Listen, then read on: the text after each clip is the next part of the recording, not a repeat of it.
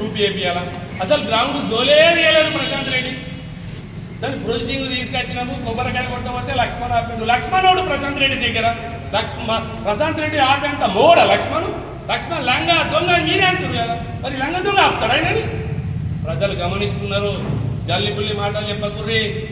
కృషి public school Prashanth Reddy చుట్టాలనే, దానికి permission తక్కువేయమని Shravan Reddy phone చేస్తేనే ప్రశాంత్ రెడ్డికి చెప్పి 10 రూపాయలు తక్కువ వేసిన తప్ప.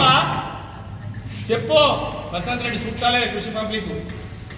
ఇవాళ అదే గవర్నమెంట్ స్కూల్ అంటున్నాడు, తక్కువైంది అంటున్నాడు. మీరందరూ కౌన్సిలర్లు కదా, అందరం నిలబడదాం.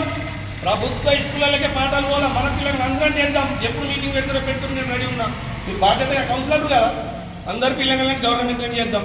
మరి ఎవరి దగ్గర తిన్నా చూపెట్టున్నదే, దేనికన్నా నేను రెడీ. అదే కోర్టు ఇలా నీలం రహిమామ నువ్వు ఈడీసీ అధ్యక్షుడు ఉన్నప్పుడు కోర్టు మన నర్సయ్యమ్మ ఏమంటున్నాం, మీరు రోజు తేలే అది వచ్చింది, ఓకే అది వచ్చింది, మీకు కాదంటలే సమిష్టి కృషితోని మన కోర్టు భవనం ఏర్పాటు చేసినాం.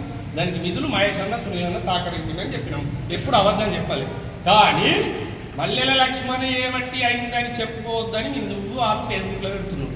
అది నేను నీకు స్థలం కేటాయించిన కీలక పాత్ర వహించిన దానికి నువ్వు కన్నె సురేందరి అన్ని పార్టీల నాయకులు పత్రికా సోదరులు సుగున్నారు. మేడంలు వచ్చి జడ్జి మేడంలు వచ్చి బస్ స్టాండ్ చూపించినాము, గెస్ట్ హౌస్ చూపించినాము, ఎంఆర్ఓ ఆఫీస్ చూపించినాము, ఎండో ఆఫీసు పాతది కొత్త చూపించినాము.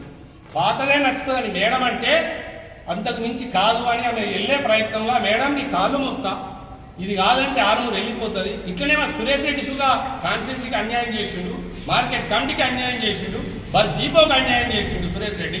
మళ్ళీ మీరు మాకు ఇది పోతే సుగా మా భీమింగ ప్రజలు మా నాయకులను కొడతారు ఓట్లాడకపోతే. మీ కాళ్ళు మొక్కుతాను మీ ముందంటే దండం పెట్టి ఒక్కసారి ఐకేపీ బిల్డింగ్ చూడని చెప్పిన మీ ముఖంకు మీరు వాళ్ళని ఐకేపీ బిల్డింగ్ ఆదికి వచ్చిందే. ఎందుకంటే నేను 24 గంటలు ప్రజాసేవలు ఉన్నా, ఏ మూలకి ఏ బిల్డింగ్ ఉన్నది, ఏ మూలకి ఏ జాబ్ ఉన్నదో నాకు తెలుసు. కాబట్టి ఐకేపీ బిల్డింగ్ ఇది వాస్తవమా కాదా తెలుసుకో. కాదు అంటే దేనికి రేపు ఇనాగ్రేషన్ అయినప్పుడు జడ్జి మేడం నా పేరు అంటుందో లేదో చూసుకో. ఏదో నా ఏతులకు చెప్తలే, నేను ఊళ్ళో సేవ చేస్తున్నా, ఊరితోనే ఇలా నేను బతుకున్నా, ఊరు 10 రూపాయలు ఇస్తే నేను బతికినా. ఇలా ఏదో నా మీద కోపం వచ్చి ఒకసారి ఓడగొట్టారు, దానికి శిరస్సు వంచుతున్నా. నువ్వు గెలిచినావు, సంతోషపడుతున్నా. పని చేయి, నన్ను ఆఫీసులో తిరిగే హక్కు నీకు లేదు. నువ్వు తిరుగు.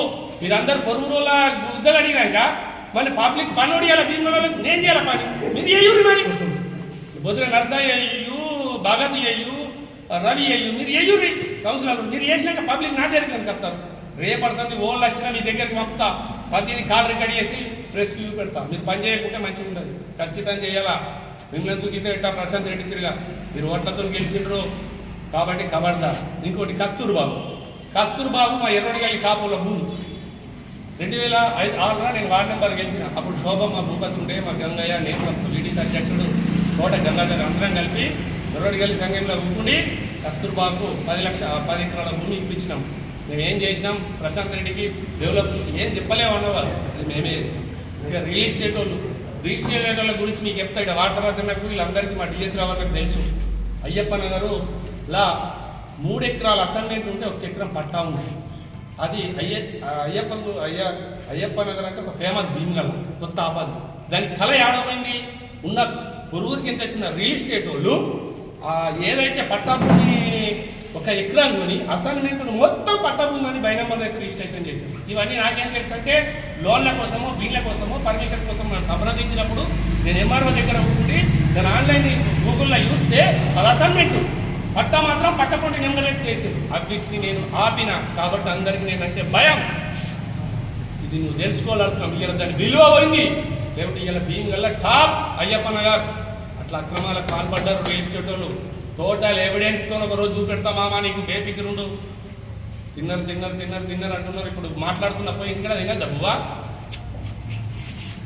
నువ్వు ఇలా వీడీసీ అధ్యక్షుడు చేసినా మామ, నేను ఇలా సునీల్ అన్న దగ్గరికి వచ్చినావు, సునీల్ అన్న పుణ్యమా అని చెప్పినావు. ఇలా అడ్డా వాళ్ళు ఇలా భీమ్గల్ ఎప్పుడు మనం మిషన్లు పెట్టినరా ఈ పత్రికా విలేకరులు మనకు తెలియదే. అందరు లేబర్లతో ట్రాక్టర్లతోనే రవాణా చేసుకున్నారు. వాళ్ళనే దొంగతనమో నడిచింది కాదని అంటలే. కానీ నువ్వు ప్రత్యేకంగా మిషన్లు జేసీబీలు తెల్లదాకా పెట్టి టిప్పలతో ఎత్తుకొచ్చిన ఘనత తమరిదే మామ. ఇంకా నీ చరిత్ర మత్తిక ఛాయ్ చేయలేను. ఇప్పుడే ఉన్నావు. దానికి మన కాపులకు 40,000 ఇచ్చినావు. మన ముడిగల్లే కాపులకు వాళ్ళే సాక్షి, శుక్లరం దేవుడే సాక్షి. నువ్వు చేసిన అవినీతికి మొత్తం టిప్పర్లతో ఎత్తిపోసినావు. భీమగల ఒవ్వలు సుధా ఆవుల టిప్పర్లు పెట్టాలి. పత్రిక సోదరులకు తెలుసు, పబ్లిక్ తెలుసు. అది నువ్వు చేసినావు. ఫస్ట్ నువ్వే చేసినావు. దానికి నువ్వే కన్నావు. నేను కంప్లైంట్ చేసి ఆపేసిన. ఇంకా మత్తు నేను మీద మాట్లాడాలి. నీతో పని చేపిస్తా ఓకే.